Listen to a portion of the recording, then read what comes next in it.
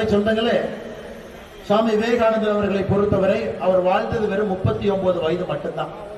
வெறும் 39 வயது. பெரிய பெரிய மனிதர்கள் நம்முடைய பூமியில கணித மேதை ராமானுஜமாக இருக்கட்டும், ஆதி சங்கரர் அவர்களாக இருக்கட்டும், பெரிய மனிதர்கள் எல்லோருமே 40 வயது அவங்க பார்த்தது கூட கிடையாது. எல்லாருமே 40 வயசு கீழே தான்.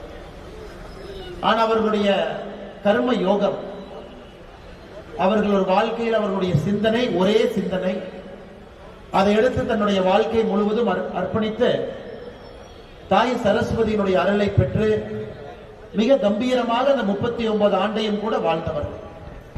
சுவாமி விவேகானந்தரை பொறுத்தவரை நமக்கு நிறைய பேருக்கு தெரியும். 1893 அமெரிக்கா சென்று சிகாகோவில் செப்டம்பர் மாதத்துல உலக சமய நல்லிணக்க மாநாட்டில் மிக அற்புதமாக பேசினார்கள் என்று நமக்கு தெரியும். ஆனா எத்தனை பேருக்கு தெரியும், சுவாமி விவேகானந்தர் அவர்கள் நம்முடைய கன்னியாகுமரிக்கு 1892 டிசம்பர் 25ஆம் தேதி வர்றாங்க. அமெரிக்கா போடுவதற்கு ஒரு ஆண்டுக்கு முன்பு. அப்ப தூரத்தில் இருக்கக்கூடிய பாறையை பார்க்கிறாங்க. 2-3 மீனவ நண்பர்களை பார்த்து கேட்கிறாங்க, யாராவது இதுவரை நீந்தி அந்த பாறைக்கு போயிருக்கிறாங்களா? மீனவ நண்பர்கள் சொல்கின்றார்கள், யாரும் இதுவரை போகல, அப்படி யாரும் போகவும் கூடாது, யாரும் இதுவரை சென்றதும் இல்லை என்று. சுவாமி விவேகானந்தர் அவர்கள் நேரடியாக கன்னியாகுமரி அந்த குமரி முனையில கடலுக்குள் அப்படியே தாண்டி குதித்து அந்த பாறையை நோக்கி நீந்தி செல்கின்றார். 25 டிசம்பர் 1892 அந்த பாறைக்கு போனோடனே அங்க நேர தவத்தில் ஈடுபடுறார்.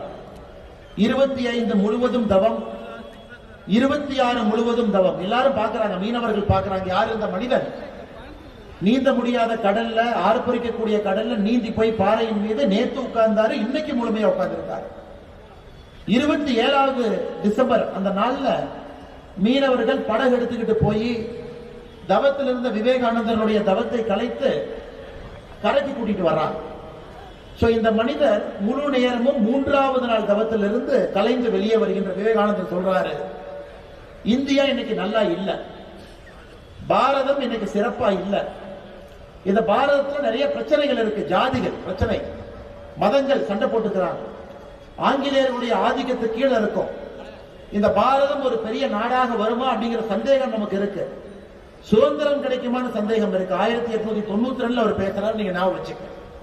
அப்ப விவேகானந்தர் சொல்றாரு, என்னுடைய தவத்தில் இருக்கும் பொழுது எனக்கு பாரத அன்னை காட்சி அளித்தாள் அப்படிங்கிறார். பாரத அன்னையை நான் பார்த்தேன், இந்த பாரதத்தினுடைய விஸ்வரூபத்தை நான் பார்த்தேன், இந்த பாரதம் இன்னும் 100 ஆண்டுகள் கழித்து எப்படி இருக்கும் என்பதை நான் பார்த்தேன், இந்த பாரதம் எவ்வளவு பெரிய நாடாக வர முடியும் என்பதை நான் பார்த்தேன். அது எனக்கு பெரிய நம்பிக்கையை கொடுத்திருக்கிறது. ஒரு சன்னியாசிக்கு, ஒரு ஆன்மீக பாதையில் இருக்கக்கூடிய எனக்கு பாரத தாய் காட்சி அளித்து ஒரு பெரிய நம்பிக்கை விதைத்திருக்கின்றார்கள். இதை நாம் எப்பொழுதுமே மறக்க கூடாது. விவேகானந்தருடைய சிந்தனை என்பது ஒரு பாரத அன்னையினுடைய முழு பரிணாமம் என்பது ஒரு வளர்ந்த நாட்டில் இளைஞர்களுடைய முழு சக்தியை பயன்படுத்தி அந்த நாடு அடுத்த கட்டம் செல்ல முடியும் என்கின்ற காட்சியை பார்த்த பிறகு அவருக்கு நம்பிக்கை வந்துச்சு. விவேகானந்தரை பற்றி இன்னும் ஆழமா பேசணும் அப்படின்னா 1863 அவருடைய இளம் வயது முழுவதுமே நமக்கு என்ன சந்தேகம் இருக்கு, அதே சந்தேகம் விவேகானந்தருக்கு இருந்துச்சு. அவருடைய குரு ராமகிருஷ்ண பரமஹன்சரை கொடுத்த பொழுது அவர் குருவை அவர் ஏத்துக்கவே இல்லைங்க. நிறைய கேள்வி கேட்டார், அந்த குருவே சந்தேகப்பட்டார். அந்த குருவுக்கு எப்படி வாழ்க்கையினுடைய எல்லா கேள்விகளுக்கும் விடை எப்படி குருவுக்கு தெரியும் என்று கேட்டார்.